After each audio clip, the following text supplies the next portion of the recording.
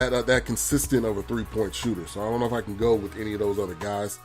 But if I had to make a pick, I'm gonna go with Clay. I think he is a top 3-point shooter. Probably you could say of all time, close, top 5 or something like that. Probably towards the end, but he's money. He's money. But who's your pick? I think Gordon won it last year in a bit of an upset. And, you know, being on that Houston team, 3-point shooting is a high priority over there. He's a favorite.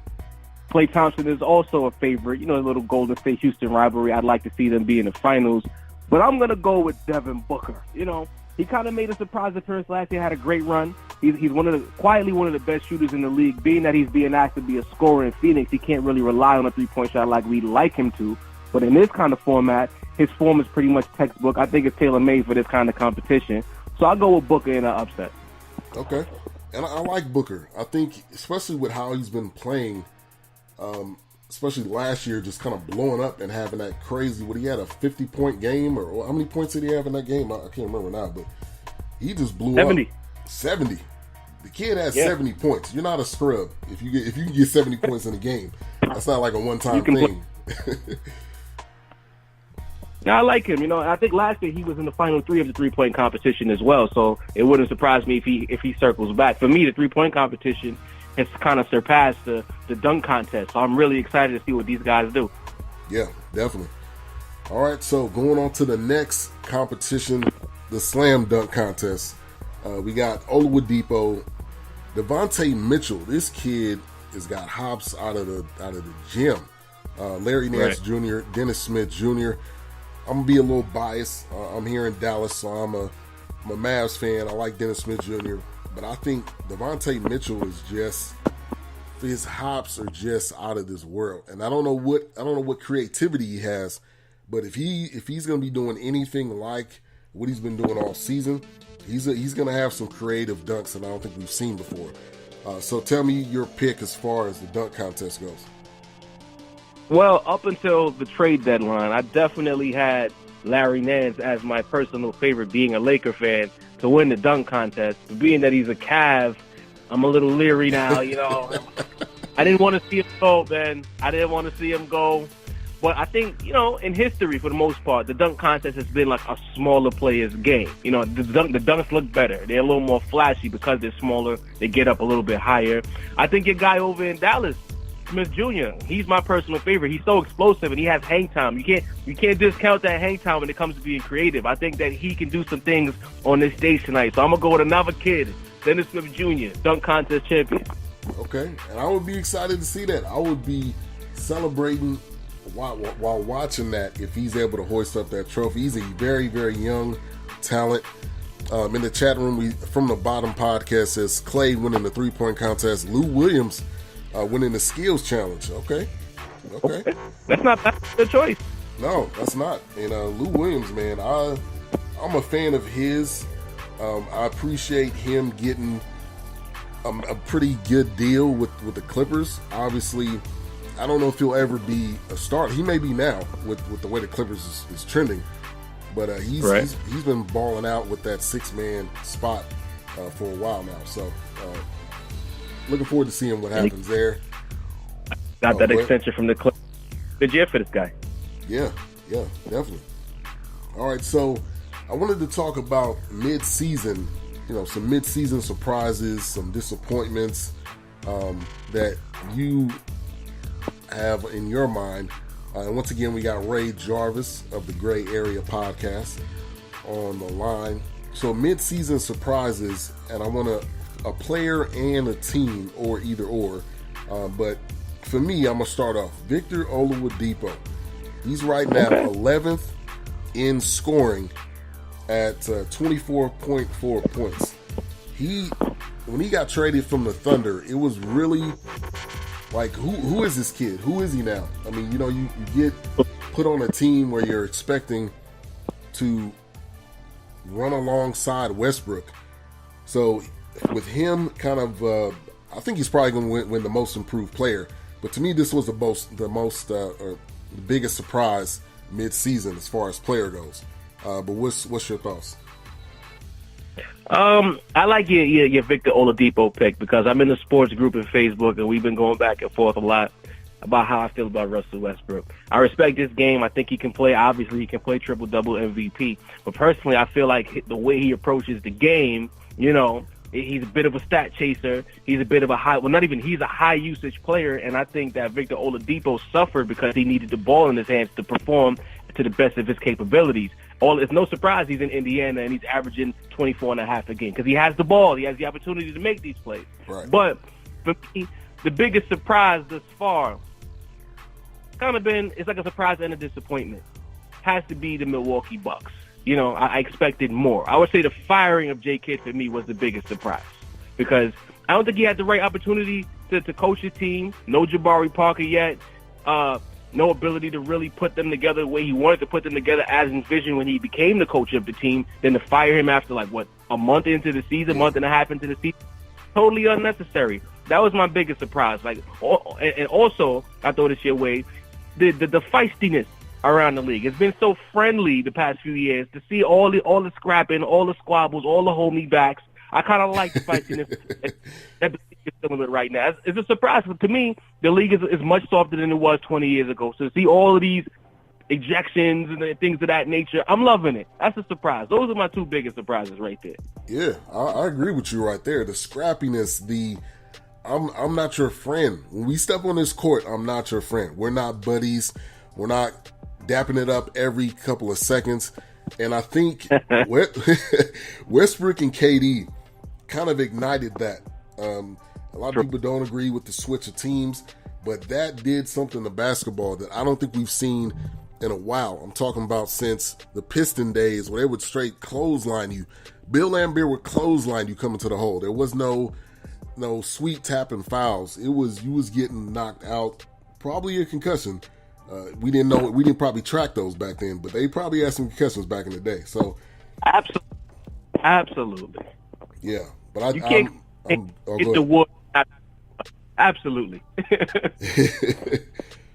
So my other surprise, team-wise, is the Nuggets going 30-26 right now, 7th in the West. They're right on the brink of possibly making the playoffs.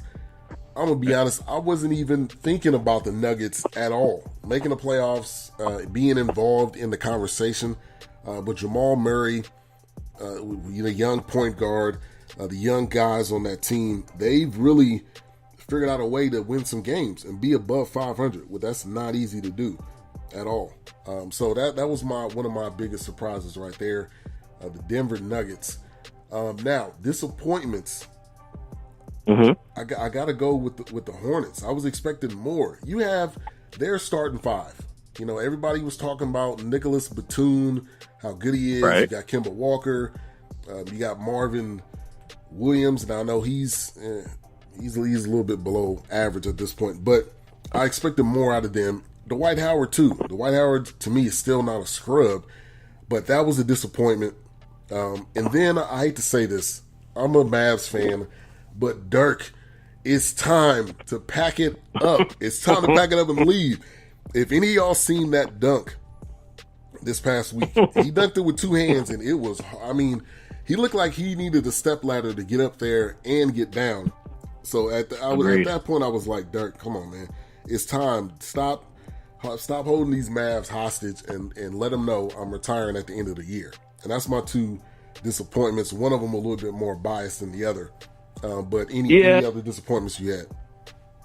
You know what? I agree. I just want to agree with you on the Dirk topic because I love Dirk. Dirk is in my personal five. Like him and Kobe and a few other guys. I'm not going to cause a fight today, but Dirk is in my personal five. And I get the one in the play 20 years of the franchise, but it looks like it hurts every time he takes a step. It's painful to watch him walk and run. So maybe he should. If he could just be in a chair and shoot the three and they make that legal in the NBA, that's great. But this is not legal. Dirk, right. You got to go, man. Yeah. But I'll continue on my Bucks point. The Bucks as a team, a lot of people, including myself, considering we expected Giannis to continue the upward trajectory he's been on. We thought this team would be at least top 2 in the Eastern Conference. That level of talent, you added Eric Bledsoe. There was a lot of hype around Malcolm Brogdon. Chris Middleton, so on and so forth. A lot of length on Maker, John Henson. They're long, they're athletic, they run the floor, yet they're an average Eastern Conference team. And then you fire the coach on top of that. I'm just like, what? This team should have been so much more than what they've been. It's like they're okay being regular. That's the problem for me. Another disappointment, and it's a recent one. The Boston Celtics have a chance to really knock off LeBron James and company. I'm not going to call them the Cavs. LeBron James and company. You have a chance to knock them off, right? You lose with the first night of the season. It's glaringly obvious that you need a wing player or another shooter on the floor when you have Kyrie and Al Horford on the floor. You bring in Monroe, who looks like he's been eating donuts and pizzas since he got paid, but you don't add a shooter or a wing player. You know, it's a problem. How do you expect to be Cleveland if you don't have that dynamic playmaker? Tyreek Evans was available. Marco Bellinelli was available. You don't add any of these guys? Joe Johnson was available. Rodney Hood went for a bag of chips to the Cleveland Cavaliers, and you let him come on now. To me, as an organization, I'm very disappointed in them because when you have these chances to knock off greatness, you have to take the opportunity, and I believe they didn't. I agree. And that is the thing about Danny Ainge and this Clippers organization. It seemed like every single year they were like, we're ready to get the big fish. We'll do whatever it takes. We're ready to get the guy. Obviously, they got Hayward, but obviously he's not playing. But it just seems like they weren't aggressive in this before the trade deadline. LeBron put on his GM hat, owner hat, I'm everything hat, and he was like, I want these 4 guys, and I need you guys to make this happen. They made it happen. The Celtics are sitting back, and I think they are looking a little fat and happy. Like, well, we're already number 1 in the East, so we don't really have anything to worry about. No, you do have something to worry about because LeBron was in the meeting rooms, and he got players that he wanted. So I agree with you right there. I didn't even think about that, but yeah, the Celtics fumbled an opportunity to get better, and they just flat out didn't do it. Number 1 in the East with one of the statistically worst offenses in the NBA. That's going to catch up to you eventually. And they've been getting beat like regular. I think in their last 10 games, they might have lost 6 or 7 of their last 10. Teams have figured them out. They know how to defend them. They know what they're not going to do. They got dragged on national television right after the trade deadline by the new Cavaliers, who had no business dragging them with a whole new roster. So I think the jury's officially out on the Celtics season as of right now. Yeah. All right, so before I let you go, and once again, we got Ray Jarvis of the Gray Area Podcast. You should go listen to it on Blog Talk Radio. If you're an iTunes person, you can subscribe to the station on iTunes. But your midway finals prediction, what 2 teams are you predicting will be in the finals? Well, at the top of the season, I made the bold prediction that it would be the Golden State Warriors, big surprise, and the Boston Celtics. Now you can understand why I'm salty about what the Celtics are doing right now, because they didn't do what's necessary. But at the same time, while I like the Cavaliers' additions, I'm not sure if they can keep this up. I like Rodney Hood, George Hill, Jordan Clarkson, Larry Nance. But are they playoff ready? Can we depend on their jump shots when LeBron likes to space the floor and create? Are those shots going to be automatic in the playoffs? I'm going to still say no. And I'm going to say that somehow, some way, by the hook or by the crook, Jaylen Brown and Jason Tatum get past this little rookie wall they're on, and they're going to still go to the finals. I'm going to be wrong more than likely, but I picked them in the beginning of the season, and I'm not changing my pick now. Celtics and Warriors. Okay. I'm definitely saying the Warriors, but with all these moves that the Cavs and GM LeBron have made, I got to go with the Cavs. I don't know how it's going to work. I don't know if they're going to gel, but they have to make it to the finals with all these moves. There's no way. I don't see them not making the finals. So we're going to see. Now this is going to be round 4 of this, which is even more crazy to even imagine or think about this happening. So that's my picks.